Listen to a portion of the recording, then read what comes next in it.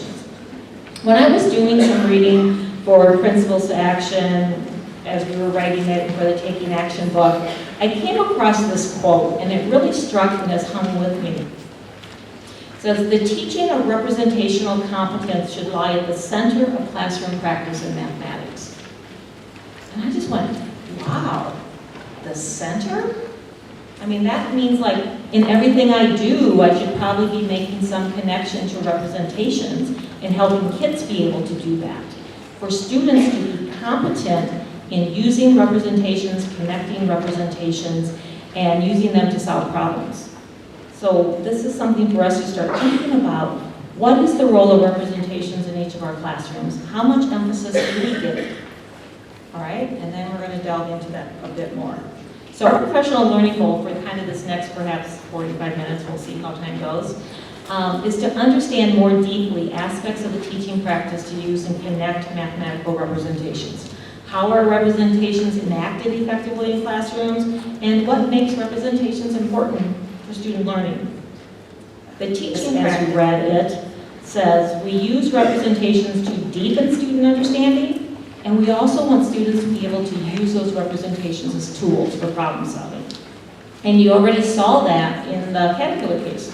Those students were using cubes, drawing pictures, they were using the representation as a tool to solve that problem. But then we also need to think about our questioning and how we make sure they're also attending to the mathematical knowledge we want them to develop.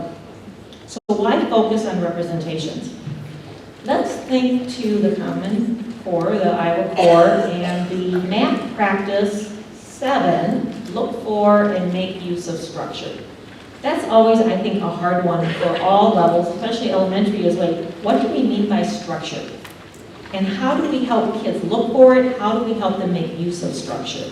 And that one on structure relates a lot to using representations, because of the emphasis on multiple representations, every time we get a new representation, we start to strengthen our understanding of the mathematics. So this is a quote from Freddie Topofik that I always like to hang on to, because she says, using those different representations is like examining the concept through a variety of lenses. Each lens makes our understanding of that mathematics deeper, richer, and I would say longer lasting, if not lasting for a lifetime for our kids. So it's those different lenses that we want kids to see, but to also connect, all right? How does that picture relate to using cubes? How do those pictures relate to each other? All right. So I'm going to ask you to do something in thinking about representations in that case. And I figured a table of 8 is a little much, but I thought perhaps you could be in groups of 4 or groups of 3, depending on how many people are at your table. And I kind of would like you to have a team or a group leader for this conversation. So one, kind of keep you on track and conscious of the time to get through the different things. So right now, just decide who's your group and who's your team leader. I would like the team leaders to raise your hand. Who's the team leaders? All right, we got our team leaders. All right. So team leaders, this is the task. You have to keep your little group kind of focused. And throughout this afternoon, I will ask you perhaps to change team leaders so you can pass the role to someone else. So as we look at representations, this is the diagram that appears in Principles to Action, and you perhaps have seen it or something like it. Some people refer to it as the star model because it kind of looks like a star a little bit in the middle. But when we say we want kids to use and connect representations, we really are talking about these 5 key types of representations: contextual, physical, visual, symbolic, and verbal. So what I have 2 things here for you. I would like you as a group to see if you can identify specific examples in that case of each type of representation. So the leader can maybe start with contextual and work their way around. But then also move to the second question, because this is the more powerful one, is how did that teacher press students to begin making connections between and among those representations. Now, as a resource for your discussion, on page 5 of your handout, you can refer to this if you want, you don't have to, but this is the handout I put together with a group of teachers in the Milwaukee area as we got thinking about what is meant by each of those different types of representations, all right? So that's just there as a resource or a gift for you to take back with you. So right now, identify the specific example and then talk about how the teacher started pressing not just individual examples, but connections. And perhaps, again, about maybe 3-4 minutes. So go ahead. I can count. Wow, what a rich conversation. I just got to a couple tables, but starting to listen to how this representation of this diagram can start to help you think more deeply about your instructional moves and then your expectations for students. I mean, that's very powerful. So that's something we can kind of hang on to. So as I think about this types of representations, you know, the context is kind of obvious, right? Caterpillars eating fruit. Even though I think it's a representation, we forget about a lot. That we kind of sometimes start using materials and we have this abstract symbols, but the context sometimes gets lost. So it's something to keep in mind, and I'll mention that a couple times. Physical, some kids chose to use cubes and the teacher gave the kids choice that they could use cubes and other counters and tools they had in their classroom if they so chose, and some did. But it was interesting, she required every one of them to draw a picture. Did you catch that? She didn't say it was just okay to get the cubes and then get the answer and be done. She did so much more with that. And just by requiring students to draw a picture and then compare their pictures to each other and talk about it, she was helping them think about those connections. And then symbolic, that comes in a few places. Remember, this is first grade, right? What do we want? Put your numerals on your paper. That's kindergarten move too, right? So just putting the numeral on there, that's symbols. Writing the equation, certainly also symbols. And even those squares. This is first grade. You know what, at 4th, 5th grade, I might think those little squares that were drawn from Maya were visual, and they are visual, but they're also symbolic at the same time, because those are symbolic of fruit. And then verbal. This is actually one of the harder ones sometimes to get a handle on. But I think of it as using kind of math language. Where are we using our math language, developing math language, and our ability to kind of convince others of the mathematical integrity of what we're doing. You know, and here I just want Aiden to say, oh wow, that number sentence is 1 + 2 + 3 + 4 + 5, and I know that that then is telling me what's the total amount. Okay? Those kind of words and things in there. So in thinking about representations, this is a quote on page 25 in Principles to Action, but it's really, as we think about the power of representations, it's the strength of those connections that students have internalized. Okay? They have internalized that they can envision, that they can use. And often you see that teaching practice, it says making connections among representations. But what does that word among actually mean? And this is how I define that word among. And that's that we want to help kids make connections both between and within types of representations. And this is something we all do, but I'll explain it so that we're clear, because if we can have a conversation about it, we can then become more skillful at it in our practice and in our conversations with others.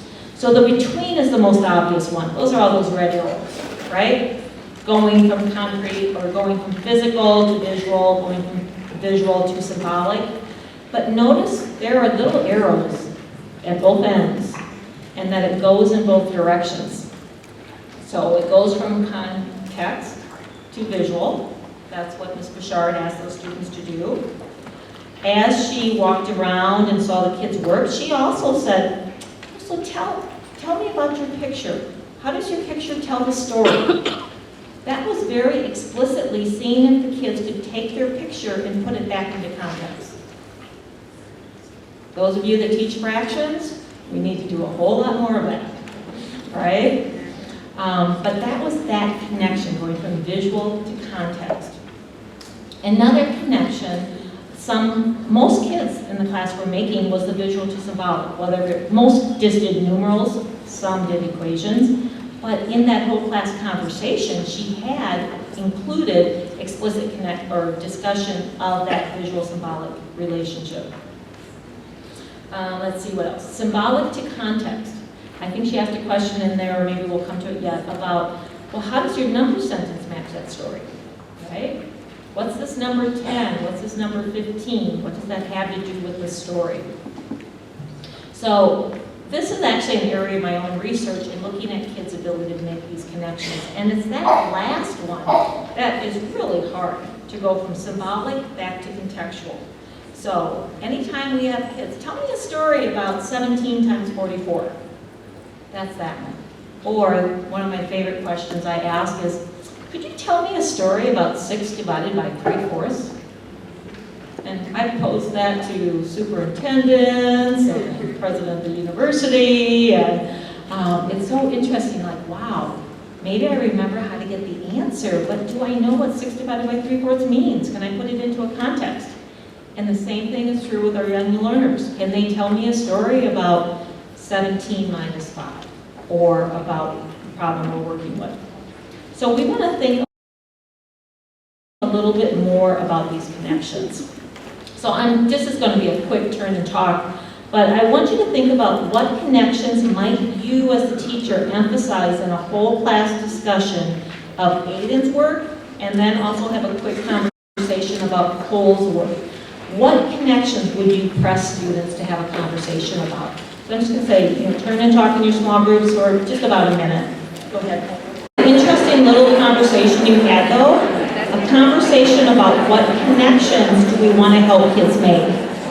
That's a very different conversation than how do we help kids figure out how to get the answer. How do we help kids make those connections? What kind of questions might we ask them?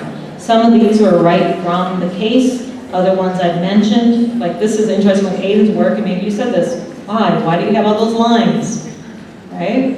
And what does each of the line tell you? You can tell this teacher emphasized her kids making those connections among those representations. Otherwise, those lines wouldn't be there. What does that 15 tell us about the story? Putting that back into context. Whereas Cole, there were lots of opportunities even here. And of course, the most obvious one is, where did you get that 10? 10 plus 5? What does that have to do with the story? And even, why did you write 10 plus 5? How does that relate to the story? How does it relate to your picture? And we can see he's doing some fascinating things with his picture that we could have that conversation with. The other type of connection that I mentioned was the within. And this is something we actually do a whole lot, but I want to make it an explicit part of our practice, is making connections within the type of representations. And particularly symbolic, we do this all the time. I think this is the whole algebra course almost, or historically, right? You have an equation, you rewrite it another way, then you simplify it and you rewrite it another way. But we do this a lot with fractions. We want them to write 5/3 in different ways and what that means. That's making connections within symbolic representations. Or for multiplication, and we're thinking how that relates to the distributive property, and rewrite it. Again, making connections within representations. Or verbal, which is a harder one to kind of get a handle on. We might read that sentence as 3 times 5, but I want kids to connect that language to the language 3 groups with 5 things in each group, and then I want them to connect that language to arrays and to having 3 rows with 5 things in each row. So those are like 3 really important things that we need to help kids make with verbal connections. Around multiplication in particular, or as Steve and you shared this morning, all those different interpretations of subtraction. That's thinking about and talking about subtraction in different ways and the language we use for that concept of subtraction. All right, I'm going to push us through just a little bit, but Irene and Maya's work was very interesting in how the teacher asked them to think about how those pictures relate to each other. You know, most pictures in the class look like Irene's. Maya's, I think, was the only one that looked like this or was close to this. But look at how we want kids to move to using math drawings, right? You know, kindergarten, first grade, we used to, no, you don't have to make it so articulate, it doesn't have to be a work of art, we just want to get the math ideas down. Karen Fuson is very big at, we need to help kids learn how to make math drawings. How we actually remove the context so we can work with the math idea, and then we need to remember to go back and put it back in context or make connections to that. But this is a really hard thing for kids to start to move away from the realistic pictures to use representations of those pictures, whether it's cubes or whether it's squares or other things. So it's not only a picture, but there's also some connections in there with symbolic ideas along with the pictures. And then Cole and Hayden, I mean, that's just kind of prime to think about, wow, is it okay to write a number sentence test 10 plus 5? And how does that relate to the number sentence 1 plus 2 plus 3 plus 4 plus 5? And that connection. So thinking about those connections between all those red arrows as well as the connections within each type as we work to bring representational competence, a stronger focus in our teaching. In Principles to Action, actually on page 26, and it's by an article from Teaching Children Mathematics, that we actually use this phrase in Principles to Action. It only appears in one little spot on page 26. But it mentions in Teaching for Representational Competence, Anne Marie Marshall and colleagues have 3 recommendations for us. So I added the word choice, but the phrase is in essence what they say, that we need to give students opportunities to choose for themselves and to make purposeful selection of representations. Okay?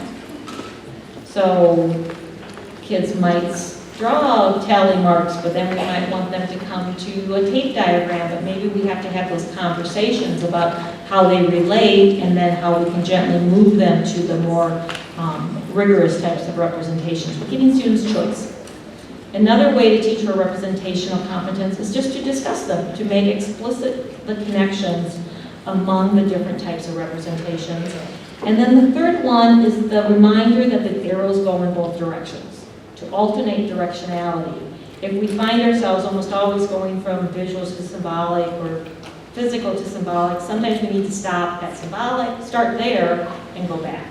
So that's the connection.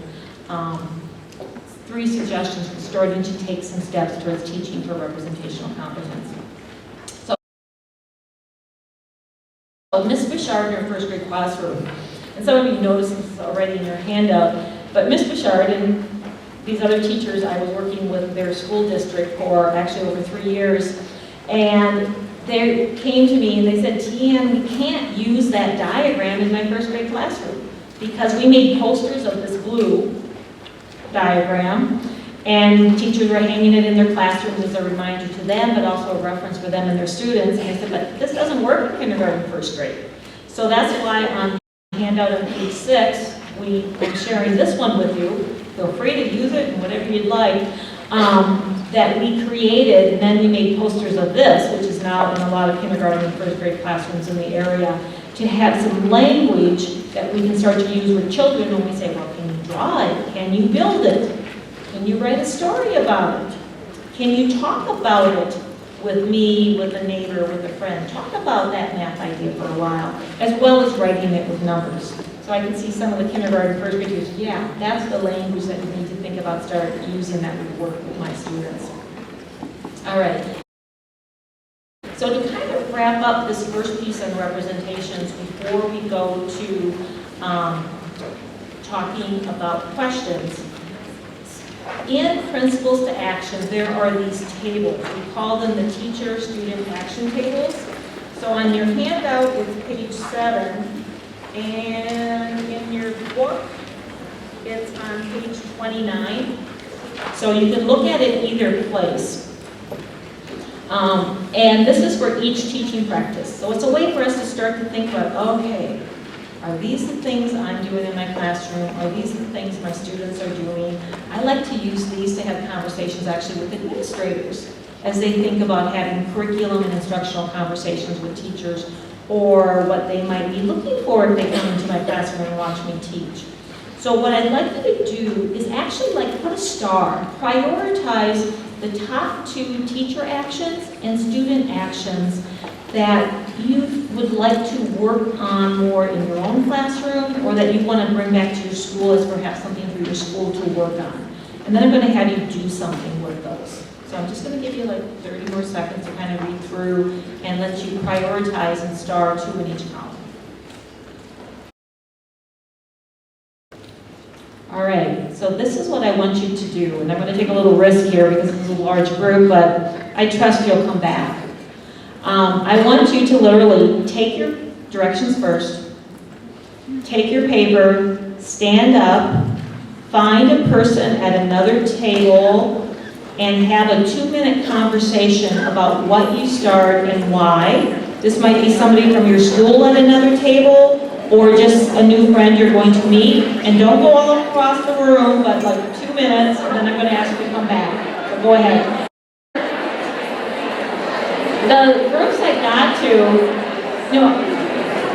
I actually so appreciate you working through that and thinking about those teacher interactions. And these tables are there for each teaching practice. But it's not like we have to do everything at once. We can pick one of these things and start to target it, or maybe 1 or 2. It was so interesting. So many papers I saw marked allocate substantial instructional time for students to actually work with different representations. Or another one I saw in quite a few was ask students to make math drawings, okay? And then to explain and justify their drawings. So ways that we can start to think about putting a larger focus on representations in our own instruction.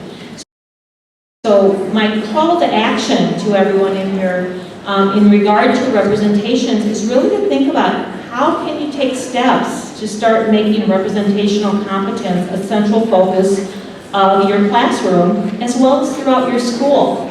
So as I mentioned, these teachers, this district I was working with in the Milwaukee area, not just that district but many other ones now, have that representation diagram on the wall.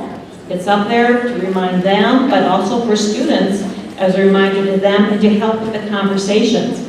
I know a few districts that have that at open house and give it to their parents and talk to their parents about that this is how we're deepening mathematical knowledge, is by building these representations and connections, and then using it again at parent-teacher conferences to say which of these connections is your child good at and which ones do we need to work more on.